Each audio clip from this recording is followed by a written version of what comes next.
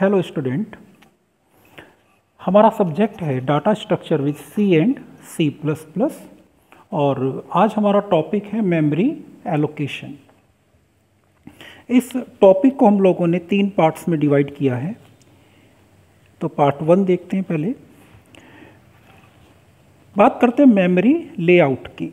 तो सबसे पहले आप लोग ये जानते हैं कि किसी भी कंप्यूटर सिस्टम के लिए जो मेमोरी है, एक बात और याद रखिए कि जब मैं बात करता हूँ मेमोरी की तो मैं बात कर रहा हूँ रैम की। ओके, तो जो मेमोरी होती है किसी भी कंप्यूटर सिस्टम के लिए वो बहुत ही इम्पोर्टेंट और क्रूशियल रिसोर्स होता है। क्यों? क्योंकि अगर आपने अपने किसी भी प्रोग्राम को रन करना है तो आपको मेमोरी की ज़रूरत है। ठीक है, आपका जो भी प्रोग्राम रनिंग स्टेज में होगा वो उस वक्त कहाँ पर होगा? रैम में। ठीक है, अगर रैम अवेलेबल नहीं है तो प्रोग्राम आपका रन नहीं हो सकता। ठीक है, अब मेमोरी कौन प्रोवाइड करता है? मेमोरी प्रोवाइड करने का जो काम है वो ऑपरेटिंग सिस्टम का है। उसे ही मैनेज करना है कि कब किसे कैसे मेमोरी प्रोवाइड करनी है। अब मान लेते हैं कि हम लोगों ने कोई प्रोग्राम या कोई एप्लीकेशन बनाया, तो उस प्रोग्राम या एप्लीकेशन को रन करने के लिए मेमोरी की ज़रूरत है। ठीक है, और ये मेमोरी हमें कौन प्रोवाइड कराएगा? ये मेमोरी हमें प्रोवाइड कराता है हमारा ऑपरेटिंग सिस्टम। ठीक है, अब ये जो मेमोरी हमें मिलती है, अगर हम लोग इसे सेगमेंट्स में डिवाइड करें तो ये 4 सेगमेंट्स में डिवाइड होती है। ठीक है, किस तरीके से देखते हैं। हमारा जो पहला सेगमेंट होता है उसे हम लोग कहते हैं कोड ब्लॉक या टेक्स्ट ब्लॉक। ठीक है, इसके बाद जो दूसरा सेगमेंट होगा उसे हम लोग कहेंगे स्टैटिक या ग्लोबल ब्लॉक या सेगमेंट। जो थर्ड होता है उसे कहते हैं स्टैक और जो फोर्थ होता है उसे हम लोग कहते हैं हीप। ठीक है, ये जो हीप है इसे आप फ्री स्टोर ऑफ मेमोरी भी बोल सकते हैं। जो एक एक्चुअली मेमोरी एलोकेशन के 2 कॉन्सेप्ट हैं, एक स्टैटिक मेमोरी एलोकेशन और एक डायनामिक मेमोरी एलोकेशन। तो हीप का यूज हम लोग डायनामिक मेमोरी एलोकेशन के लिए करते हैं। तो हम लोग इसे आगे पढ़ेंगे। पहले हम लोग इन चारों सेगमेंट्स को समझ लेते हैं। तो पहला सेगमेंट था हमारा कोड। तो कोड में क्या स्टोर होगा? अब ये मान के चलिए कि जब आपको कोई मेमोरी एलोकेट होगी तो उसको 4 सेगमेंट्स में डिवाइड कर लिया जाएगा। अब हर सेगमेंट में क्या क्या अवेलेबल होगा ये देखते हैं। तो जो कोड ब्लॉक है हमारा, जिसे हम लोग टेक्स्ट ब्लॉक भी कहते हैं, उसमें क्या स्टोर होता है? It contain executable instructions. जितने भी हमारे प्रोग्राम के एग्जीक्यूटेबल कोड हैं या एग्जीक्यूटेबल इंस्ट्रक्शंस हैं वो सारे के सारे इस ब्लॉक में स्टोर होते हैं। सेकंड आता हमारा स्टैटिक और ग्लोबल वेरिएबल वाला पार्ट। तो it store all static and global variables, the variables that are not declared inside a function and that have whole lifetime of an application। आप लोगों ने पढ़ा होगा स्टैटिक वेरिएबल्स क्या होते हैं, ग्लोबल वेरिएबल्स क्या होते हैं। तो ग्लोबल वेरिएबल्स तो उन वेरिएबल्स को कहते हैं जो किसी भी प्रोग्राम में लाइफ टाइम अवेलेबल होते हैं, कोई भी फंक्शन उन्हें यूज कर सकता है। तो आप लोग इसे सी में पढ़ चुके हैं तो इसलिए मैं इस पर ज़्यादा जोर नहीं दे रहा हूँ। आप लोग सिर्फ इतना याद रखिए कि जो सेकंड सेगमेंट होता है हमारे मेमोरी लेआउट का, उसके हम लोग कहते हैं स्टैटिक एंड ग्लोबल सेगमेंट, और इसके अंदर हमारे स्टैटिक और ग्लोबल वेरिएबल्स स्टोर होते हैं। अब आती है बात थर्ड, इसे हम लोग कहते हैं स्टैक। ये सबसे इम्पोर्टेंट पार्ट होता है। क्यों? क्योंकि जितने भी लोकल वेरिएबल्स होते हैं वो सारे के सारे इस सेगमेंट में स्टोर होते हैं। अब लोकल वेरिएबल्स क्या होते हैं? वो वेरिएबल जो किसी फंक्शन के इनसाइड डिक्लेयर किए जाते हैं। ठीक है, store information about functions call. जितने भी फंक्शंस हैं उन सब की डेफिनेशन, उन सब की इंफॉर्मेशन इस वाले पार्ट में स्टोर होती है। Third, it store reference variables. Okay, अब बात करते हैं हीप की। तो dynamic memory allocation taken place in heap. मैंने स्टार्टिंग में बताया था कि जब हम लोग डायनामिक मेमोरी एलोकेशन करते हैं तो उसके लिए जो हमें मेमोरी चाहिए होती है वो हमें कहाँ से मिलती है? हमें मिलती है वो हीप से। ठीक है, using malloc and calloc we can allocate memory in heap. अब अगर इस मेमोरी को आप एलोकेट करना चाहते हैं या देना चाहते हैं किसी फंक्शन को या किसी वेरिएबल को, तो आप उसे malloc और calloc, ये दो फंक्शंस अवेलेबल हैं सी में, इसकी हेल्प से आप उसे एलोकेट कर सकते हैं। ठीक है, चलिए एक एग्जाम्पल लेकर चलते हैं और समझते हैं कि मेमोरी एलोकेट होगी तो कैसे होगी। तो ये मेरे पास एक प्रोग्राम है, ठीक है, इसके अंदर मैंने एक वेरिएबल लिया है टोटल, जो ग्लोबल वेरिएबल बनाया है मैंने। इसके बाद एक फंक्शन है स्क्वायर जो 1 पैरामीटर लेता है।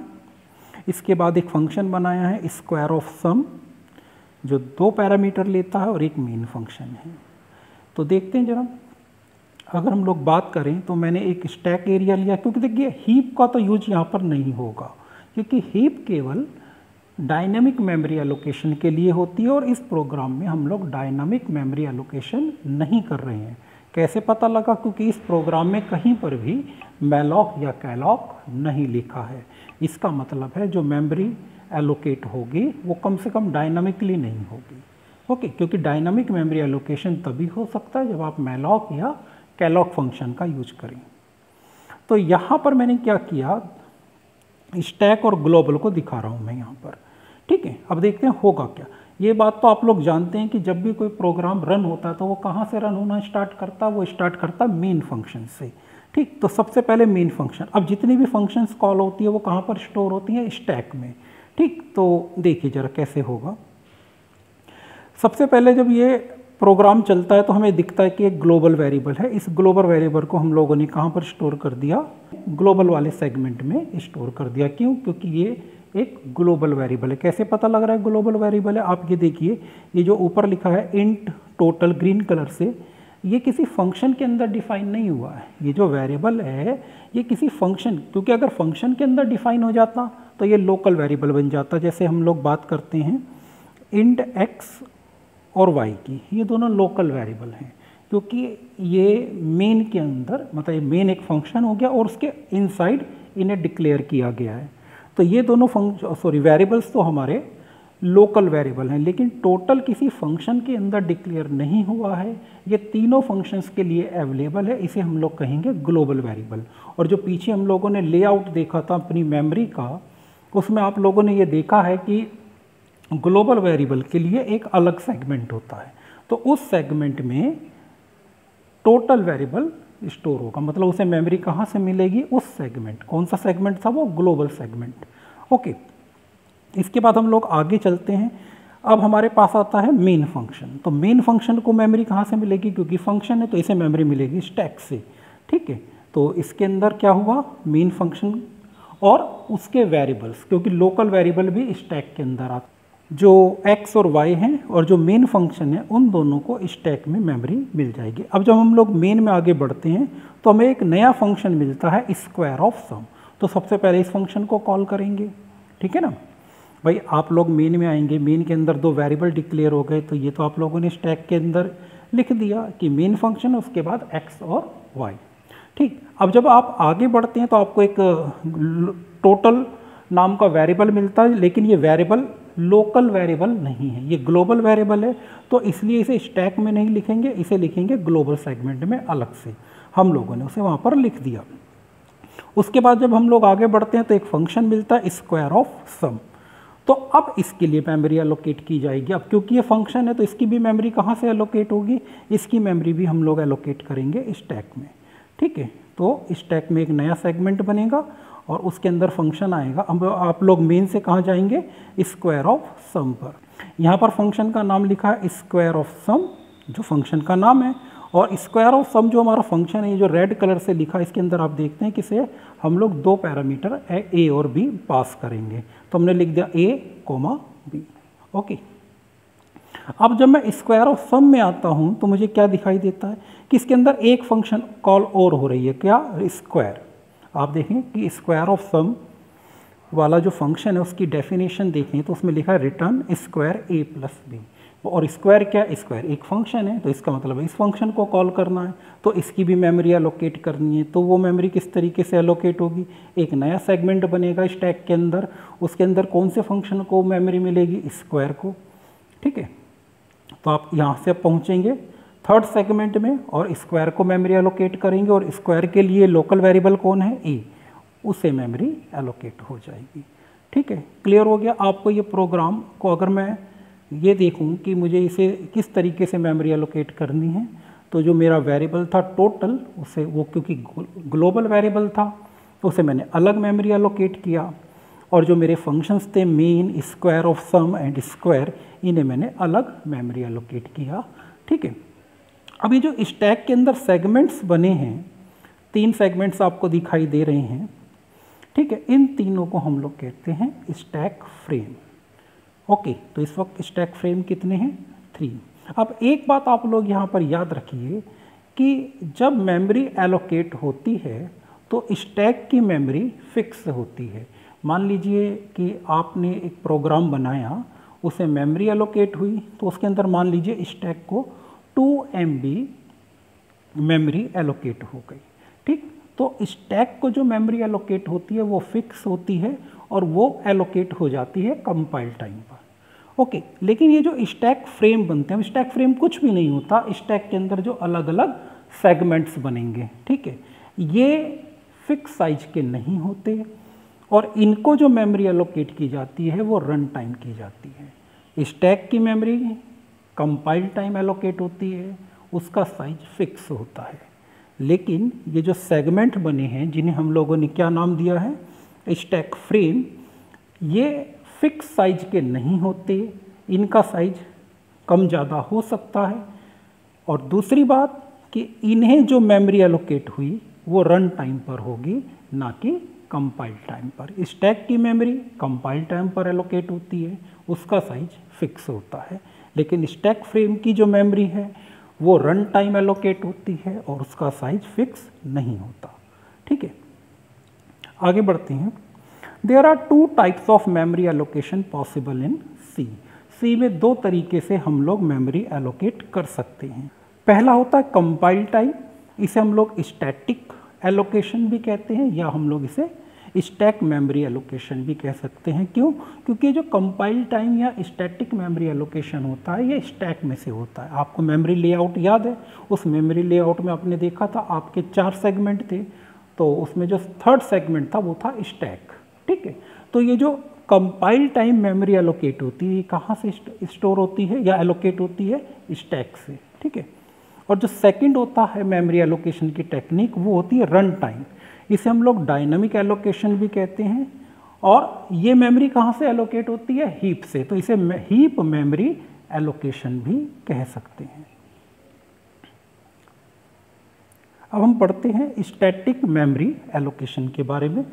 तो फर्स्ट पॉइंट इसका, वेरिएबल गेट एलोकेटेड परमानेंटली, जो मेमोरी मिली वो परमानेंट है।